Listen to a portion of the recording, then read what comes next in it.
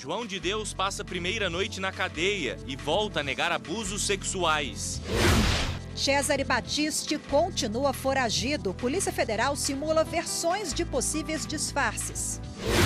STJ nega pedido de liberdade para filho da governadora afastada de Roraima. Guilherme Silva Ribeiro Campos, filho da governadora afastada de Roraima, Sueli Campos, foi preso pela Polícia Federal na Operação Escuridão, sob acusação de envolvimento com organização criminosa. O que fazer em uma situação como essa, ao ver uma criança ser agredida com a ajuda dos pais? Esse caso reacendeu os questionamentos sobre o tema.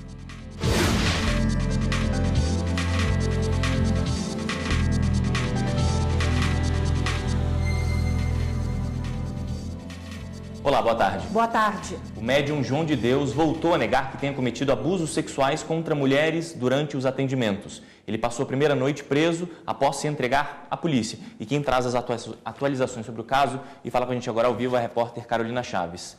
Boa tarde, Carol.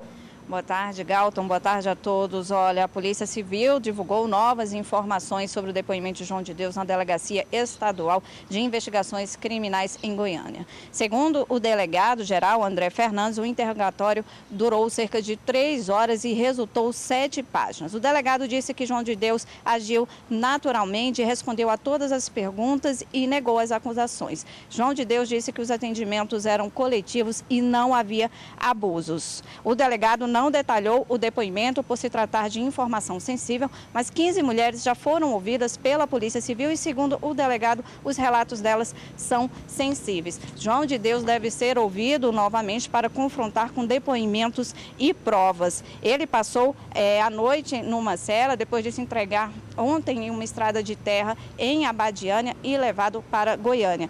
O delegado disse que, por causa da prisão, novas vítimas devem aparecer.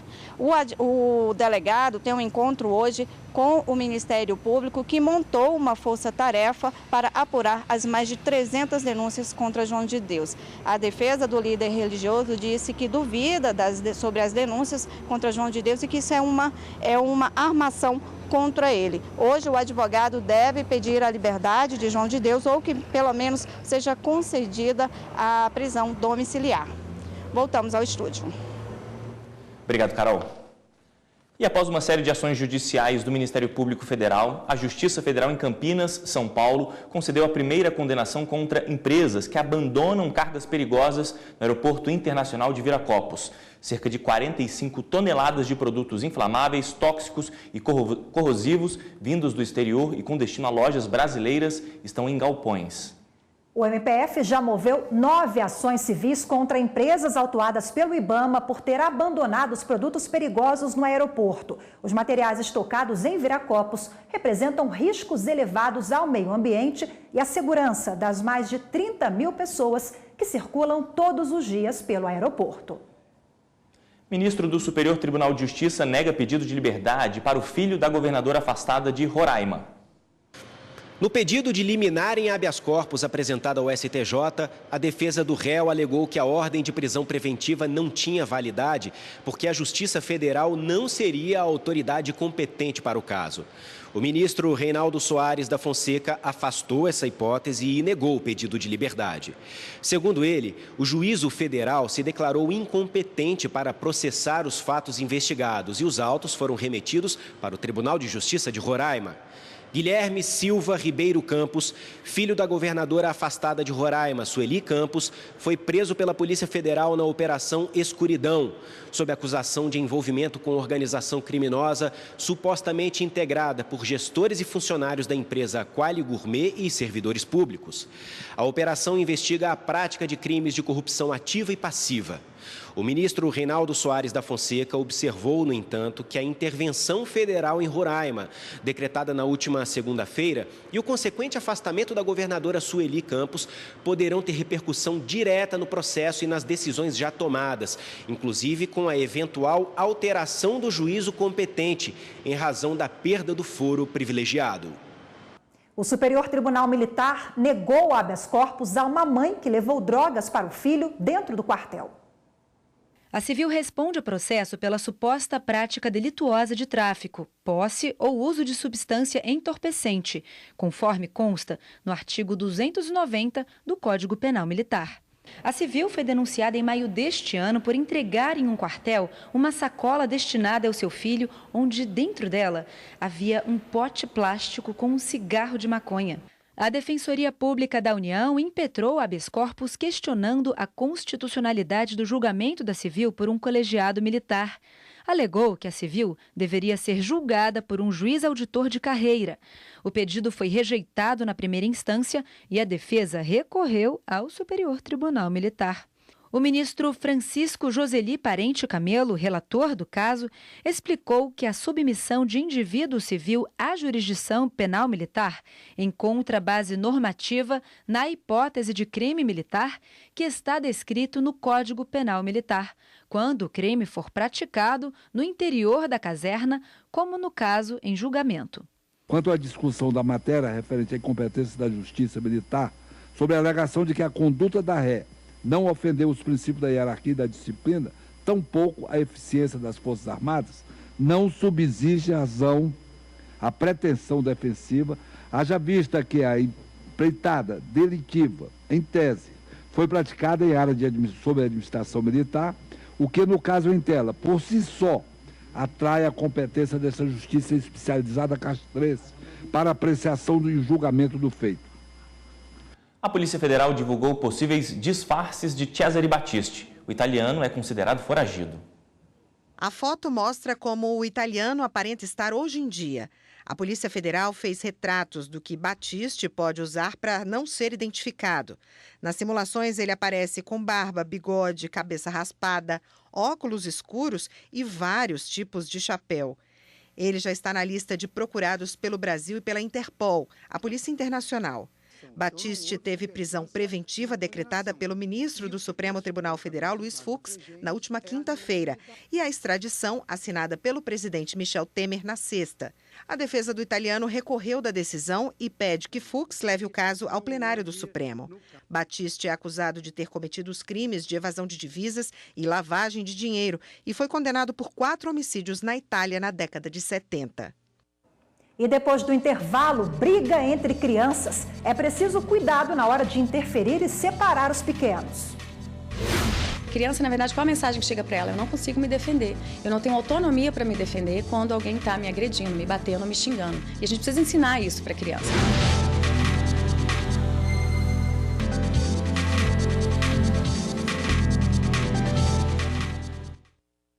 Os pais devem agir com muita cautela na hora de separar brigas entre crianças. Violência deve ser sempre descartada, claro. O tema volta a ser discutido dias após uma criança ser agredida em Brasília com a ajuda dos pais.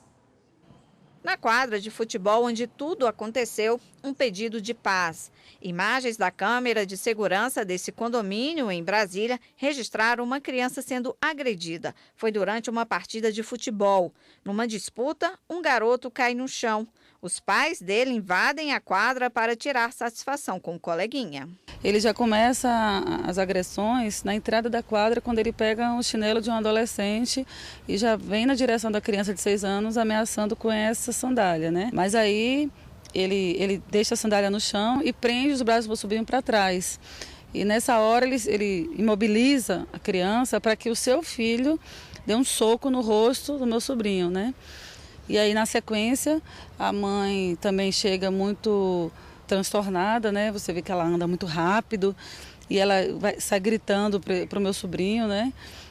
Repreendendo, né? E aí ela empurra ele com as 2 mãos e continua gritando, porque ela baixa de novo, grita para ele. Jucinéia é tia do menino agredido. A mãe dele está na Bahia e registrou a indignação neste vídeo. Estou muito triste, muito abalada, ainda estou sem conseguir dormir direito.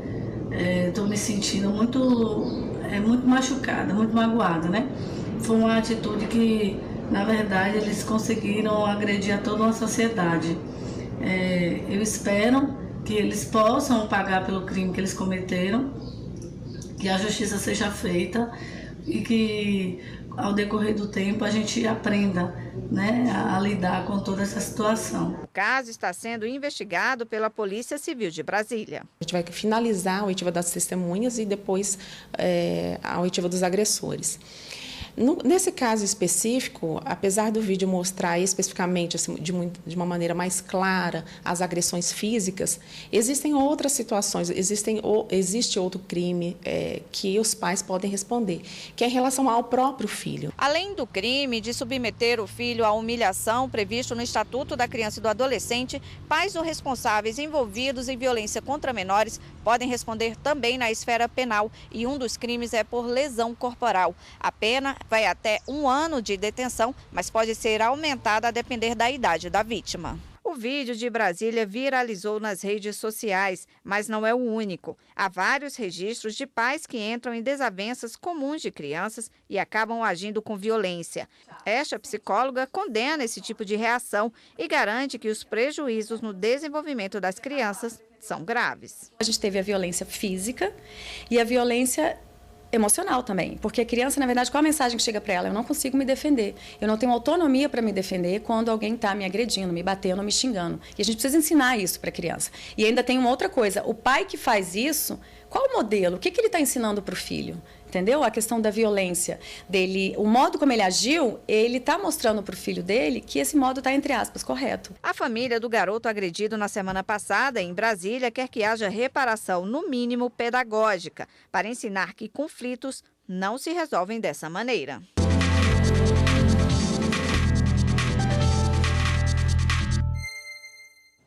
E sobre esse assunto que acabamos de assistir na reportagem, vamos conversar agora com a advogada Renata Vilas Boas, membro da Comissão de Defesa dos Direitos da Criança, Adolescente e Juventude da OAB do Distrito Federal. Boa tarde, doutora. Boa tarde.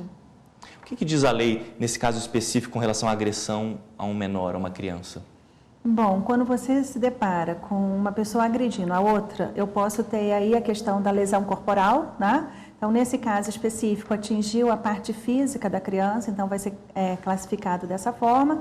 E eu preciso ver também se houve aí repercussão em outras áreas, como a parte psicológica.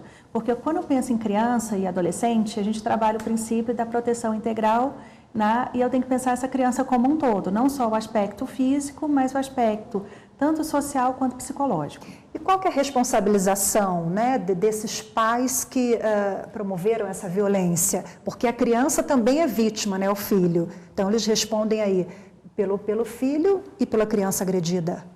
No momento em que eu tenho a agressão da criança, esse pai já está respondendo por essa lesão e essa indução a fazer isso. E com relação ao próprio filho, eu tenho uma violência psicológica que está acontecendo ali.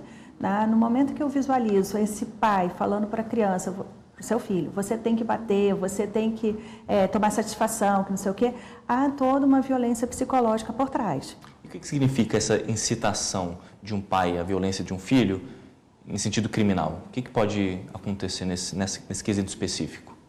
Bom, na esfera criminal, o pai é que vai ser responsabilizado, né, porque ele está induzindo a prática de uma lesão corporal.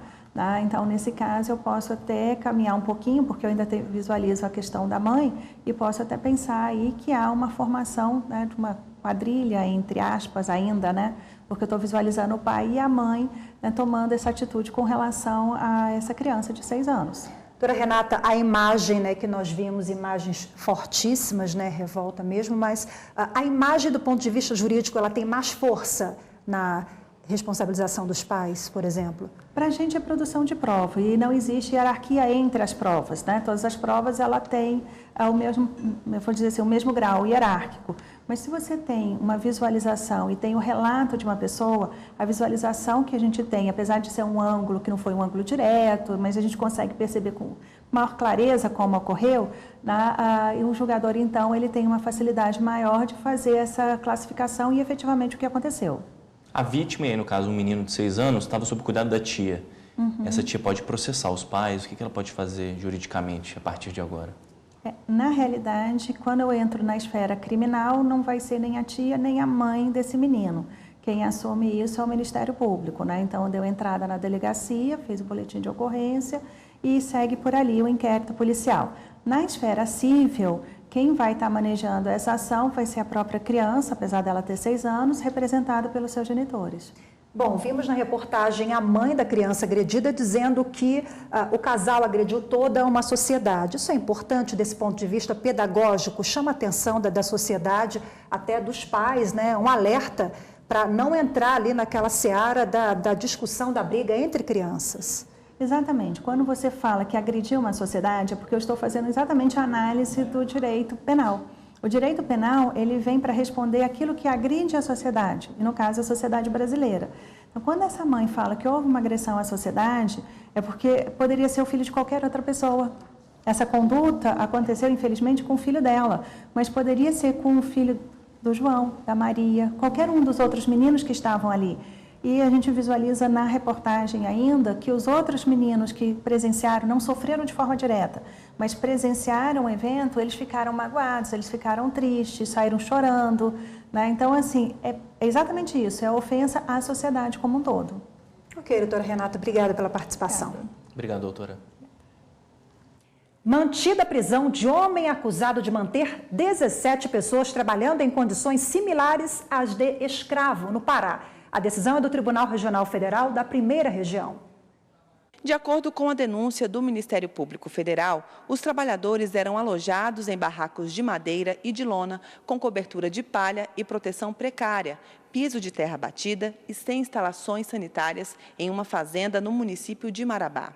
Eles também trabalhavam sem carteira assinada e sem salário, e quando recebiam algum dinheiro, tinham que descontar de produtos que eram obrigados a adquirir. Ao analisar o caso, o desembargador federal Neviton Guedes destacou que o crime ficou demonstrado por meio de um relatório emitido pelo Grupo Especial de Fiscalização do Ministério do Trabalho. Com isso, o TRF da Primeira Região manteve a condenação do acusado no crime previsto no artigo 149 do Código Penal a 4 anos e 1 mês de prisão, mais multa. E a seguir, mais proteção no armazenamento de dados do cidadão. Lei sancionada em agosto deste ano promete tornar o controle sobre os dados pessoais de brasileiros mais eficiente. As novas regras começam a valer em fevereiro de 2020.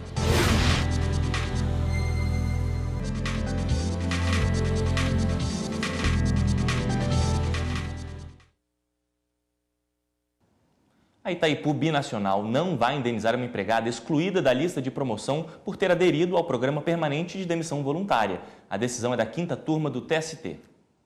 O Tribunal Regional do Trabalho da 9ª Região, no Paraná, havia mantido a sentença que condenou a Itaipu Binacional a pagar R$ 5.000 à supervisora de manutenção como indenização por danos morais. O entendimento foi de que a exclusão do nome da empregada da lista de promoção tirou a expectativa de direito gerada. Após recurso da empresa, o relator do caso na 5ª turma, ministro Breno Medeiros, afastou a tese de dano moral. Para o ministro, não havia obrigatoriedade de inclusão do nome da empregada na relação de promoção e não houve registro de que a empregada tenha enfrentado situação vexatória ou constrangimento perante colegas por não estar na lista. O relator acrescentou ainda que não ficou demonstrado excesso ou abuso por parte do empregador. Na visão do ministro, não é razoável supor que fosse concedida à empregada a oportunidade de concorrer à promoção por mérito,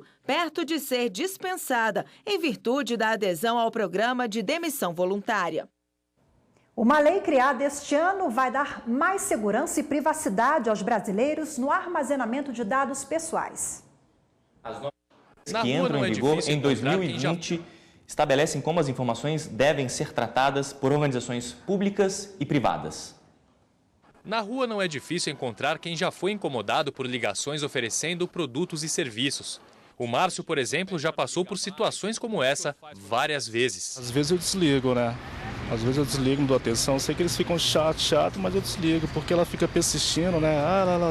Persistindo o tempo todo. Isso só é possível porque as empresas têm acesso às nossas informações. Para diminuir o incômodo e garantir mais segurança e privacidade aos consumidores, a Lei de Proteção de Dados estabelece regras sobre o tratamento das informações. Entre elas, prazo determinado para o armazenamento, formas de compartilhamento e até como deve ser a remoção das informações dos bancos de dados. A legislação criada aqui no Brasil em agosto deste ano é parecida com a da Europa, em vigor desde a década de 80. Este advogado lembra que as informações, sejam elas fotos, dados e até cadastro biométrico, aquele feito com as impressões digitais, estão incluídos na nova lei. Até então, havia esse entendimento que uma vez que as empresas coletavam os dados, aqueles dados pertenciam à empresa. E a lei fala não, este dado pertence ao cidadão. A empresa utiliza esse dado mediante consentimento, por tempo determinado e para finalidade específica.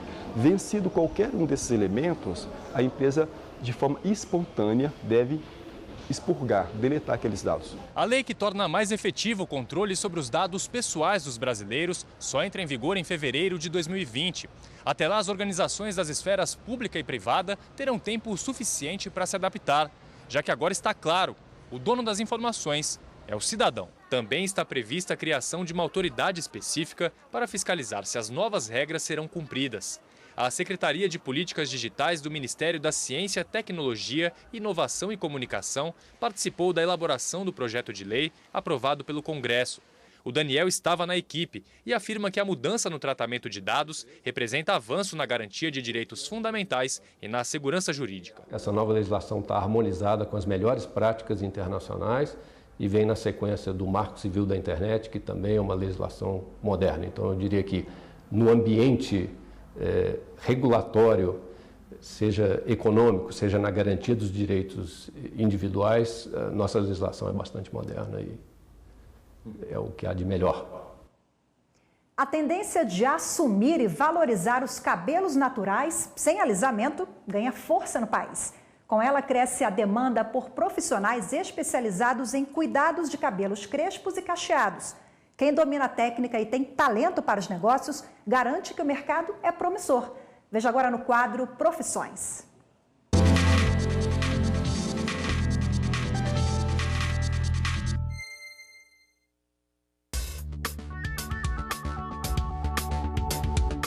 O movimento no salão é frenético. Lava daqui, hidrata dali. Adriana, dona do estabelecimento em Brasília, não para. A cabeleireira montou há 4 anos um salão específico para atender clientes com fios crespos e com cachos. Sabe esses produtos na prateleira? Ela ajudou a fazer. Isso mesmo, criou uma linha própria para tratar cabelos crespos e cacheados. Antes de abrir o próprio negócio, ela trabalhou em outros lugares. A experiência me garantiu os conhecimentos que tem hoje. Eu gostava desse público, eu gostava de trabalhar com o cabelo crespo e o cabelo cacheado. Então foi aonde eu resolvi desenvolver produtos atrás de parcerias para o público crespo cacheado, por não ter em Brasília ninguém que cuidava. Em Brasília tinha muita trança ou alisamento, mas tratamento para cabelo crespo cacheado não tinha. Além de observar a falta de espaço exclusivo para atender a clientela, Adriana se inspirou na sua própria história de vida para dar o passo inicial na empreitada. Meu sonho era usar o meu cabelo solto, mas eu tinha que alisar, eu tinha que prender, depois a escova durava só um dia, e eu tinha que prender, e isso me incomodava muito, porque eu queria poder molhar meu cabelo e sair. Adriana lembra que empreender no início não foi fácil, mas sabe o famoso boca a boca? Foi o que ajudou o negócio a ir para frente. As clientes me indicavam, uma me indicava para outra, e aí o negócio foi dando certo. Quando eu percebi, já tinha tomado uma proporção que eu não imaginava. Para resolver o problema da mão de obra especializada, Adriana oferece cursos à equipe que atua para a empresa dela. A gente percebeu que até profissionais, quando vêm trabalhar, que é de salão convencional, quando ele chega na nossa unidade, eles têm dificuldade, porque o tipo de cabelo é outro do que eles estão acostumados a fazer. Aí a gente tem que dar aquele treinamento, mostrar, não, ele é assim, esse cabelo você vai cortar assim, e aí a gente dá um treinamento também para todo mundo. Adriana tem 6 salões, são mais de 60 empregados. Por dia são atendidas nesta loja 60 pessoas que querem deixar os cabelos mais bonitos.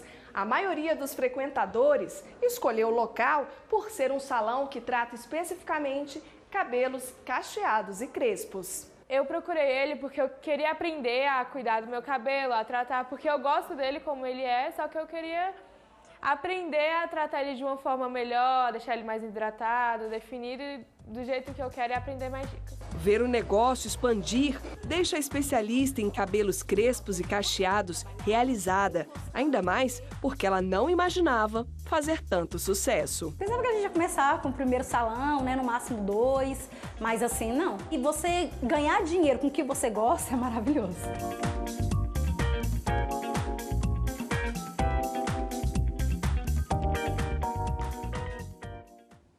E falta pouco para o Natal, né? E o auditório do Foro Central de Porto Alegre foi palco de uma apresentação com canções populares e fez muita gente entrar no clima natalino.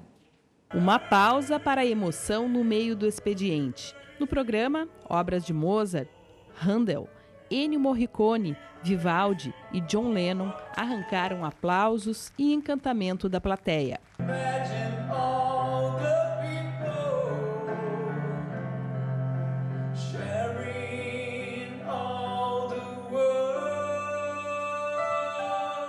Sete cantores interpretaram as composições, as sopranos Candice Mascarello, Clarice Burchard e Luciana Kiefer, os tenores Francisco Amaral e Maicon Cassanego, o barítono Joel Milano e o baixo barítono Daniel Germano, acompanhados por Rodolfo Wulfors ao piano e Dulce Martinez no violoncelo. Um grande prazer, né, poder trazer para as pessoas esse momento de reflexão, de emoção. As pessoas realmente se emocionam, o público chora, né? A gente precisa se concentrar para não chorar junto, porque a gente precisa manter o espetáculo, né? Mas realmente é um momento do ano muito especial e é um repertório que toca todo mundo, as pessoas sempre trazem várias lembranças, então as pessoas se emocionam realmente. Junto com Candice Mascarello, a soprano dirigiu o musical. Nós pensamos num repertório bem abrangente, né? A gente dividiu em duas partes. Uma parte do repertório mais erudito, que a gente chama, né? Com canções e áreas de vários períodos da história da música, todos eles sempre se relacionando, né, com a ideia de Natal. E numa segunda parte, as canções mais populares, mais conhecidas, né, como Imagine e outras canções, que também têm esse espírito, trazem junto esse espírito do Natal. A iluminação é de Fernando Uchoa e Ricardo Vivian, a coordenação executiva de Luciana Kiefer e a produção executiva da Bonella Produções.